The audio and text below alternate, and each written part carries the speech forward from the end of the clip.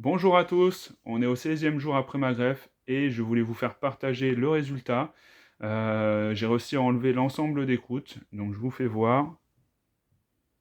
Voilà, il n'y a plus de croûtes et vous voyez la repousse. Les 3700 greffons repoussent.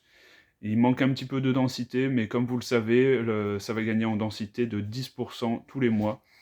Donc voilà, après la chute bien sûr, de l'ensemble des cheveux. Donc voilà, aussi, cette vidéo n'est pas pour rien, je vais vous partager une astuce pour pouvoir enlever les croûtes sans faire tomber les follicules tout de suite. Alors, vous prenez votre lotion, très important, la petite lotion, vous l'appliquez non pas directement sur la main et après vous l'étalez comme on pouvait faire au début, par exemple.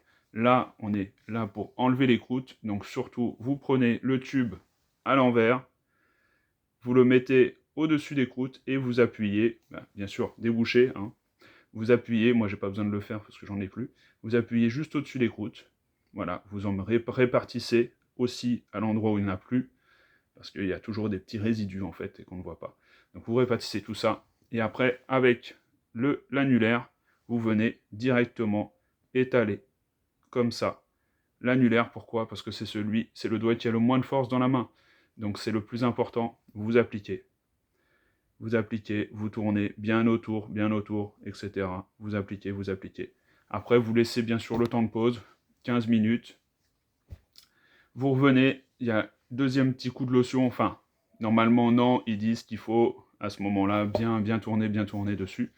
Alors, moi je vous conseille, c'est soit vous réappliquez un petit peu de lotion, histoire de ne pas avoir le doigt sec, pour bien que ça glisse, et donc ça adhère, parce que là vous risquez de nouveau d'arracher les follicules. Donc moi ce que je vous conseille, c'est de remettre juste au niveau des croûtes, d'en remettre un tout petit peu, et là à ce moment-là, vous refaites la même manip, en tournant, voilà, un peu plus vite que quand vous avez étalé, mais sans forcer, toujours avec l'annulaire, c'est ce qui est le plus important.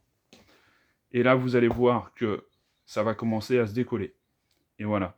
Et ensuite, vous avez la troisième partie, c'est d'enlever la lotion. Donc là, vous prenez un petit sopalin, vous le pliez en 4, très important, voire même en 8, pour juste, après, enlever la lotion comme ça.